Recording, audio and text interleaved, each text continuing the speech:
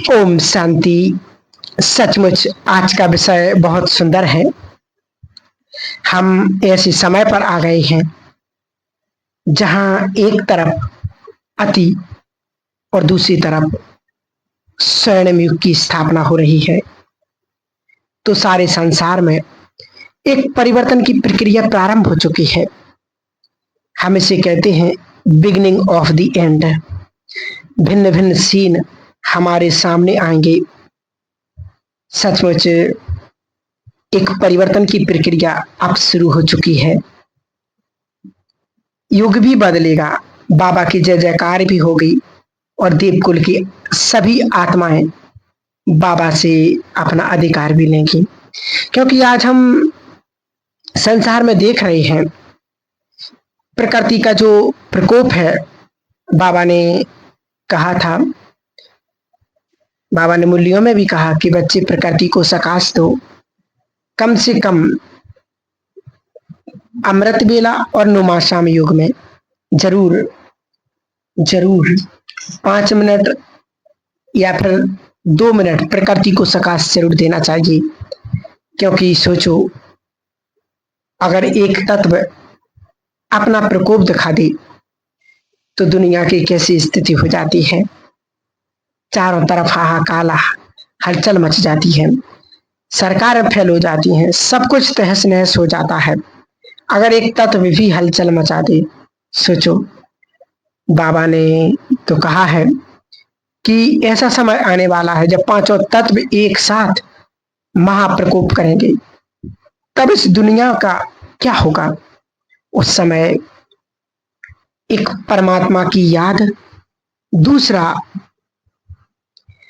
प्रकृति को सकाश अगर हमने दिया होगा तो ही प्रकृति हमारी रक्षा करेगी। तो ये 2 बातें हमें जरूर जरूर ध्यान रखनी है। और बाबा ने ये भी कहा कि ऐसे समय में जो आने वाला समय है, बाबा के बहुत सारे स्थान महान तीर्थ बन जाएंगे।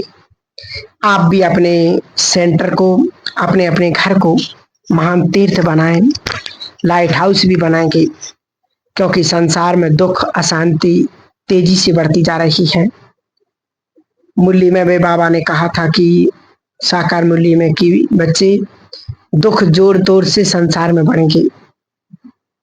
हम कुछ चीजें तो देख ही रहे हैं, जैसे दुनिया में मानसिक रोग बहुत बढ़ गए हैं।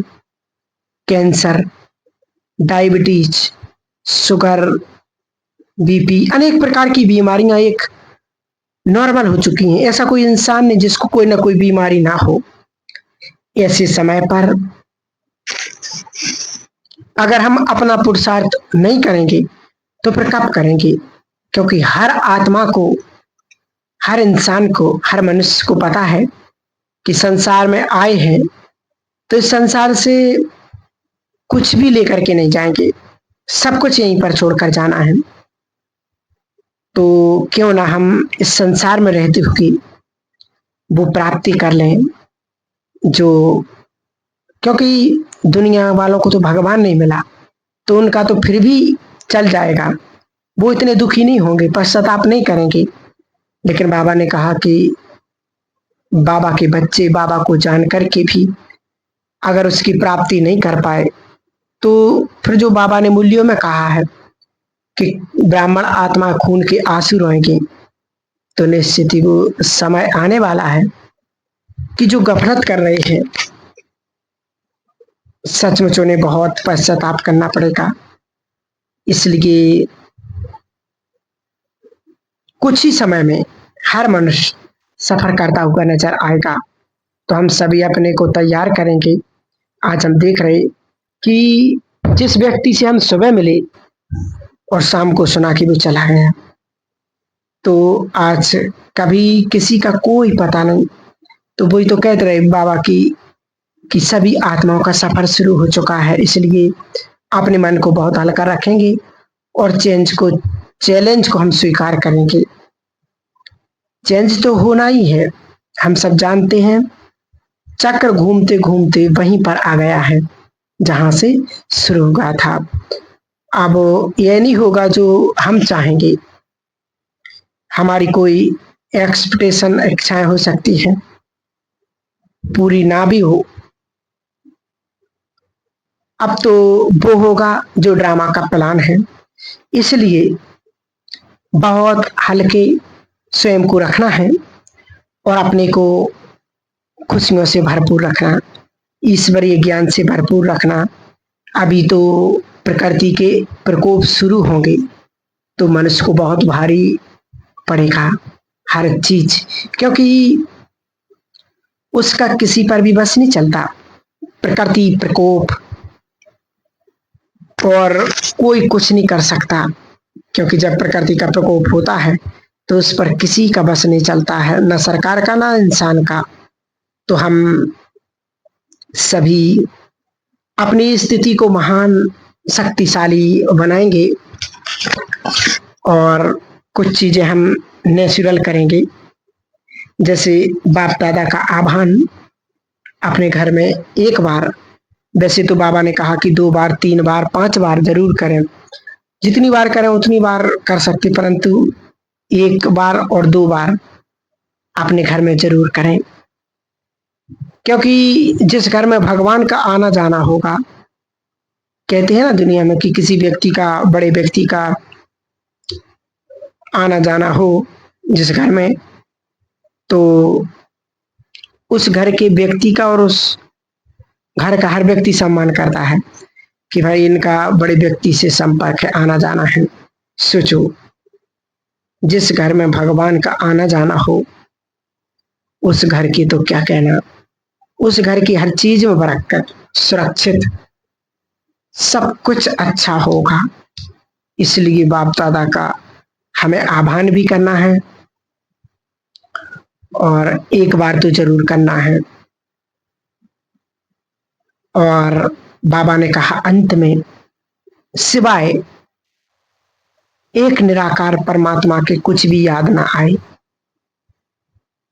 ये सर्वश्रेष्ठ गति। परंतु मनुष्य जब जीवन में रहता है तो उसका अटैचमेंट मनुष्यों में भी और वस्तुओं में भी, धन में भी, गोल्ड में भी, घर में, इन सब चीजों में रहता है।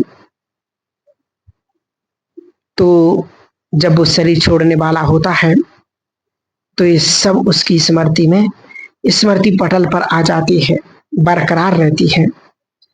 मैंने पैसे कितने कमाए, कितने रखे हैं, इतने करोड़, उसकी चिंता हो रही, वो चीज रखी है किसी को पता नहीं, तो अरे मेरा बेटा तो है ही नहीं, यहाँ उसने मुझे बहुत कष्ट दिया तो उससे मुझे बदला लेना, तमाम प्रकार की चिंताएं, सब याद आता है अंत के समय में। तो याद आने से आत्मा देह में उलझ जाती है। जब अंत में जो चीज याद आती है तो आत्मा उलझ जाती। इसलिए तो दुनिया में देखा होगा कि अनेक मनुष्य आत्माएं, जब आत्मा शरीर छोड़ती है तो कईयों के शरीर भी छूटते हैं, कई तड़पते हैं, तो उनको निश्चित है वो चीजें, वो पाप कर्म याद आते हैं कि मैंने किसके साथ क्या क्या किया। तो बाबा कहते हमें भी अभी से वो पुरुषार्थ करना, वो प्रैक्टिस करनी, तभी तो अंत समय में वो प्राप्ति हम कर सकेंगे। इसलिए तो कहते अंतमति सुगति, अंत में जैसी मति हो जाती है वैसी ही गति हो जाती है। इसलिए हमें अभी से प्रैक्टिस करनी है। मान लो कोई बहुत बीमार है, डॉक्टर भी कह रहे हैं कि अब तो जाएंगे, घर वाले भी कह रहे हैं हाँ कि प्रभु इसको अब उठा लो, क्योंकि ये जो चक्रव्यूह है उसके अंदर चल रहा है, जो मन में उलझन है वो उसके अंदर चल रही है, वो ना जाने देता है और ना आत्मा को शरीर छूटता है, तो वो कष्ट पहुंचाता रहता है।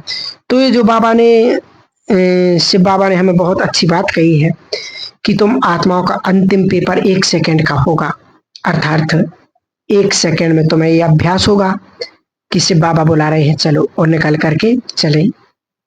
लेकिन ये वही कर सकेंगे जिन्होंने लंबे काल देह से न्यारे अशरीरी होने का अभ्यास किया होगा। बाबा ने कहा कि बाबा के बच्चे तो 1 सेकंड में आभास होगा कि बाबा बुला रहे हैं, और शरीर छोड़कर चले जाएंगे। लेकिन बाबा कहते वही कर सकेंगे जो लंबे काल से देह से न्यारे अशरीर होने का अभ्यास करते हो, और इस अभ्यास के द्वारा ही जो मोह को जीत चुके होंगे, अब उनकी बुद्धि कष्ट में नहीं जाएगी, उन्हें से बाबा की याद याद दिखाई देगी। तो उन्हें सुप्रीम शिव बाबा बुला रहे, ऐसा उन्हें अनुभव होगा। जाना है मुझे शरीर छोड़ने में भी, तो फिर उन्हें एक परम आनंद की स्थिति अनुभव होगी। और यहाँ जो कुछ भी व्यवस्था है, बाबा कहते यहाँ का कि जो कुछ भी व्यवस्था है वो सब यहाँ के यूज के लिए है, यही बनाया था, यही छोड़ करके जाना है। हम आए तुम्हारे साथ, ये वो स्थिति है अंतिम पेपर की। प्रकृति प्रकोप तो आते ही रहेंगे और इनकी संख्या और बढ़ती जानी है, क्योंकि इस धरती को प्योरीफाई होना है। तो नीचे का ऊपर और ऊपर का नीचे सब कुछ उथल पुथल हो जाएगा। मनुष्य ने प्रकृति के साथ जो खिलवाड़ की है उसका रिटर्न भी उसको प्राप्त हो जाएगा।